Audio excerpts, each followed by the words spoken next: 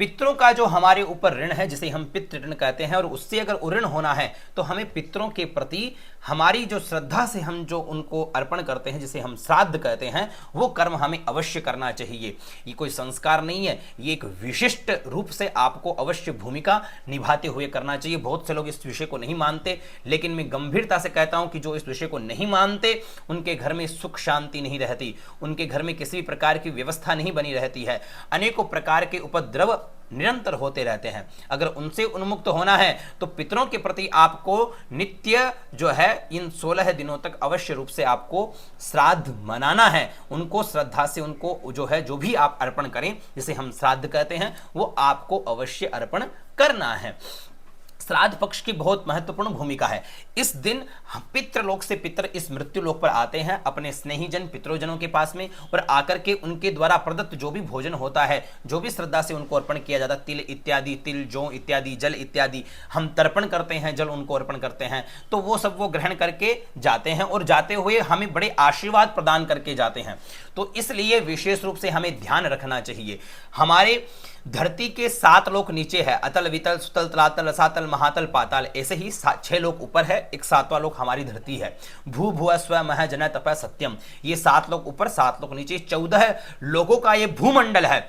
इस भूमंडल के अंदर जब देव पितृलोक जो है, पितृलोक से जो पितृ देवता है वो मृत्यु लोक पर आते हैं, तो हमारे द्वारा उनको श्रद्धा से जो भी हम अर्पण करते हैं उसे वो स्वीकार करके और 1 वर्ष पर्यंत तक का वो उनको भोजन उनको प्राप्त होता है। इसलिए अपने पितरों के निमित्त ये ध्यान रख करके अवश्य हमें श्रद्धा से ये जो श्राद्ध पक्ष है वो अवश्य मनाना चाहिए।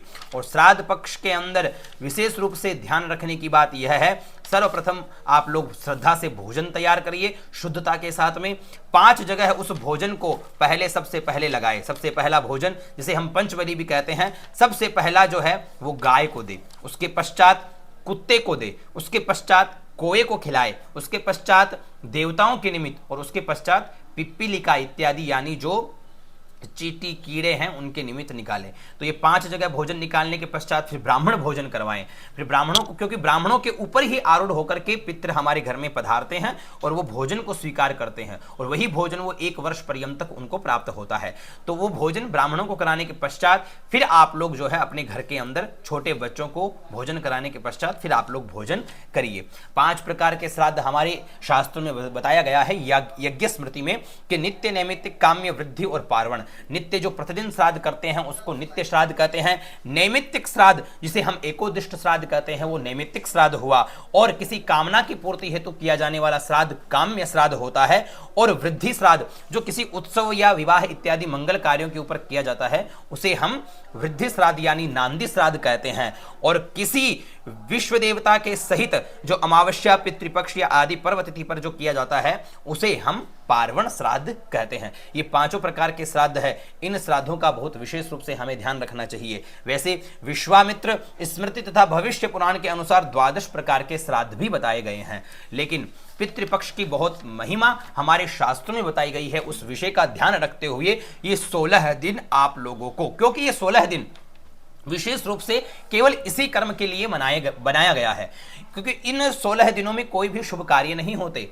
तो ये भी आप लोग बहाना नहीं बना सकते कि भाई हम इन कार्यों में व्यस्त थे, तो ये बहाना भी नहीं होता है, क्योंकि ये 16 दिन विशेष रूप से केवल पितरों के लिए होते हैं। इसलिए हमें हमारे पूर्वज जिनके कारण हम आज इस धरती पे हैं, जिनके कारण हमारा अस्तित्व है, उनके प्रति श्रद्धा से आपको ये श्राद्ध पक्ष उनको जरूर अर्पण करना चाहिए।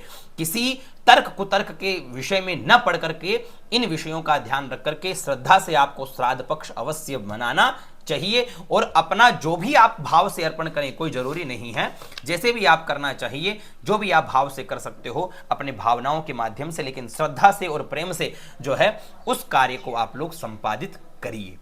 अगर ये जानकारी आपको अच्छी लगी हो तो सभी तक इस वीडियो को आप शेयर करिए, और ज़्यादा से ज़्यादा कमेंट करके बताइए कि आपको क्या चीज़ अच्छी लगी और क्या चीज़ आप जानना चाहते हैं, तो वो भी आप मुझे कमेंट कर सकते हैं।